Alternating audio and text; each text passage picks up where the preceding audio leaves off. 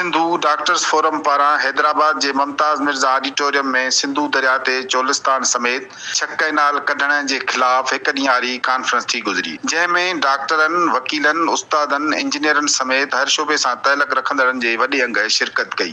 सिंधु दरिया के बचाइण लाइ शुरू थियल हिन जदोजहद के हवाले सां नाले वारे दानिश्वर, नसीर मेमण, एडवोकेट सजाद चांडियो, विंगस ऐं सोरठ सिंधु कोशिश डिजिटल सां ॻाल्हि ॿोल कंदे ॿुधायो त सिंधी कौम मुस्तकिल मिजाजी सां इहा जदोजहद जारी रखे वफ़ाक़ इहे वाह हाणे न ठाहे सघंदो।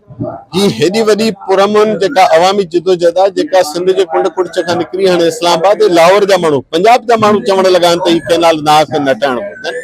सो मुंहिंजो ख़्याल आहे इहा जदोजहद असां ईअं ई इन जज़्बे सां जारी रखूं, इनखे ईअं पुरअमन रखूं, इहा इंक्लूसिव रखूं, इहा असांखे नतीजा ॾिए पई, अॻियां बि नतीजा ही त अॼु सेव सिंधु रिवर डॉक्टर्स जे तरफ़ां ही हिते कॉन्फ्रेंस कॉल थी आहे, जंहिंमें मुख़्तलिफ़ असांजा पाणी जा माहिर, अदीब, दानिश्वर, इंक्लूडिंग वकील असीं सभु शरीक थिया आहियूं। उन्हनि जो 1 पॉइंट एजेंडा आहे, 2 पॉइंट एजेंडा आहे। नंबर 1 त जेको सिंधु दरिया तां मुख़्तलिफ़ कैनाल कढिया पिया वञनि, उन्हनि बाबति पंहिंजा दलील पेश कजनि, जेके हक़ीक़तूं आहिनि उहे वाज़े कजनि ऐं पंहिंजो जेको एतिराज़ात आहिनि उहे पेश कजनि। उन सां गॾोगॾु जेको ही ग्रीन पाकिस्तान इनिशिएटिव वठनि पिया ऐं उन जे नाले ते हिकु दफ़ो वरी ॿीहर जेका मुख़्तलिफ़ सूबनि जे बेशमूल सिंध जे हज़ारें लखें एकड़ ज़मीन फॿाइण जे लाइ जेका कोशिश कई पई वञे, जंहिंमें बदकिस्मती सां सिंध जो जेको चूंडियल नुमाइंदो आहे उहो शामिल आहे, उन जे ख़िलाफ़ अॼु हिते कॉन्फ्रेंस थी आहे, जिते असां पंहिंजी राय सभु पेश कंदासीं।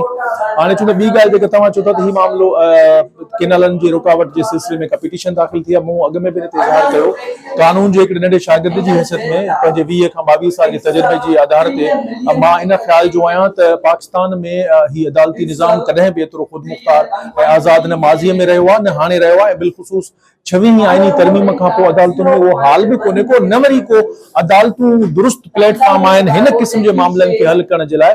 पाकिस्तान जो आइन जेको आहे उहो फराहम करे थो प्लेटफॉर्म, हिकिड़ो काउंसिल ऑफ कॉमन इंटरेस्ट आहे, ॿिया तव्हां वटि कोर्ट प्लेटफॉर्म आहिनि। पाकिस्तान जो आइन असांखे पुरअमन जमहूरी जदोजहद ऐं एहतजाज जो बि हक़ ॾिए थो, उहो बि जेको सिंधी क़ौम पंहिंजो इस्तेमालु करे थी। तंहिंजे करे अदालतुनि सां रुजू करण, उतां पाण सम्झो उम्मीद करियूं त को मसइलो हल थी सघंदो आहे, नथो सम्झां। ऐं न वरी को तव्हांखे माज़ी में अहिड़ो मिसाल मिलंदो त अदालतूं हाणे सुभाणे ख़ुदा न ख़ास्ता या साॻी कोर्ट जेकॾहिं जस्टिफाई करे छॾे ऐं उहो चवे थो इंतिज़ामी मामिलो आहे, पॉलिसी मैटर आहे, उन में असां पंहिंजे आइनी दायरे इख्तियार में रहंदे हथ चुरांद नथा करे सघूं, त पोइ तव्हां वटि जवाज़ इख़लाक़ी कहिड़ो रहंदो जो तव्हां रोड रस्ते ते कंदो ऐं तव्हां ॿी धुर खे, जेके मुख़ालिफ़ धुरनि जेके असांजे दरिया ते धारो हणणु चाहिनि पिया, उन्हनि खे इहो मौक़िफ़ ऐं जवाज़ फराहम थी वेंदो। त पाण ॾिसो हिननि वटि को सुठो चङो केस बि कोन हो, अदालतुनि में केस खटे न सघिया आहिनि, हाणे रोडनि ते रस्तनि ते। तंहिंजे करे मां सम्झां थो इहा हिकिड़ी सियासी चालबाज़ी आहे, उन सियासी धुर जी जेका इक़्तिदार में त वेठी आहे, जेका हिन सॼे लॻंदड़ धारे में शामिल आहे, उन धुर जो पंहिंजो फेस सेविंग जे लाइ हिकु इनिशिएटिव वरितो आहे। माण्हुनि खे जेको आहे सॼी तहरीक खे, जेका सियासी उभार सॼी सिंध में उभरियो आहे, तव्हां ॾिसो था पिया त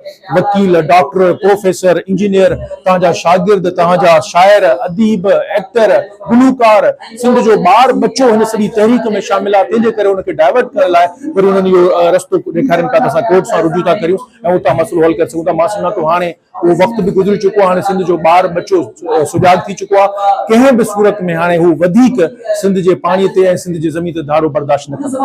ॾिसो अॼु असां डॉक्टर्स कन्वेंशन जेको कराए रहिया आहियूं, असां का बि सियासी जमायत खे इस्तेमालु न कयो आहे। इहो पूरो जो पूरो जेको पाण इंडिविजुअल आहे, जेको पढ़ियल लिखियल शौर सां तालुक़ रखंदड़ जेको समाज जो तबिको आहे, उहो अॻियां आयो आहे। असां सां गॾु डॉक्टर्स ई न आहिनि, असां गॾु वकीला बि आहिनि, असां सां गॾु प्रोफेशन में ॿिया तालुक़ रखंदड़ जेके माण्हू आहिनि, यानी कि टीचर्स थी विया, जर्नलिस्ट थी विया, उहे बि आया आहिनि। असांजो जेको स्पीकर हुआ उहो इन सां मक़सदु इहो त असां माण्हुनि खे ॿुधायूं त असुल में असांजी जेका बीमारी कहिड़ी आहे, उनजो हल यानी उनजो इलाज छा थी सघे थो।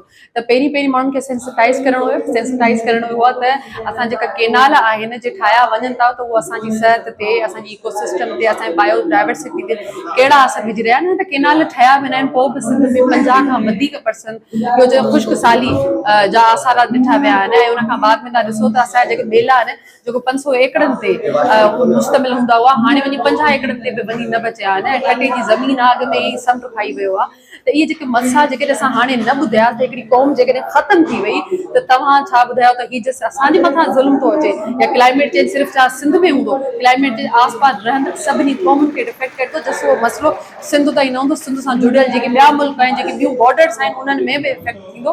छो त हीउ मसइलो हाणे दुनिया लेवल ते मसइलो थियणु खपे। छो त असांखे ख़बर आहे त असांजी ज़िंदगी जी का वैल्यू ई न आहिनि, असां पहिरीं बि रड़ियूं कंदा रहियासीं, हाणे बि कयूं पिया। त ॿुधारा तव्हां असांजी इल्तिजा खे ॿुधो, जेकॾहिं तव्हां असांजी इल्तिजा खे न ॿुधी त ॿिया बि तरीक़ा आहिनि त असां उन्हनि तरीक़नि ताईं तव्हांखे पंहिंजी आवाज़ ॿुधायूं। असां सिर्फ़ु इहो ई चयूं था त असांजी आवाज़ ॿुधो ऐं असांजी क़ौम खे न ज़ुल्म खां बचायो। महिरबानी।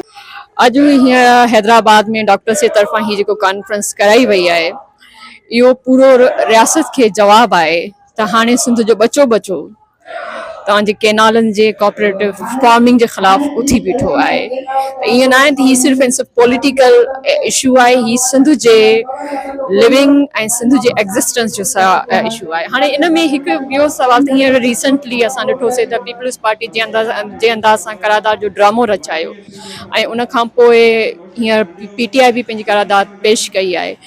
त हिननि सॼे हुन इशू खे हर को पंहिंजो पॉइंट स्कोरिंग में खणी वियो आहे। जेकॾहिं कोई बि संजीदा आहे सिंध जे इशू ते, जेकॾहिं कोई बि सिंध खे बचाइण लाइ वाकई में संजीदा आहे त पूरो पॉइंट स्कोरिंग न कनि। हाणे ॾिसणो इहो आहे त ही छा इन करारदाद जी सपोर्ट बि कंदा या अगेन पीपल्स पार्टी इन ते पंहिंजी सियासत कंदी या PTI सियासत कंदी। इन जो त ख़ैर असां ईंदड़ वक़्त में असां ॾिसंदासीं। जॾहिं त कॉन्फ्रेंस खे नाले वारे दानिश्वर जामी चांडियो, अली अहमद रिंद, बख्शल थलो, मसरूर शाह, डॉक्टर ज़ुल्फ़कार ज़ौर ऐं डॉक्टर रोशन चांडियो पिणु ख़िताब कयो।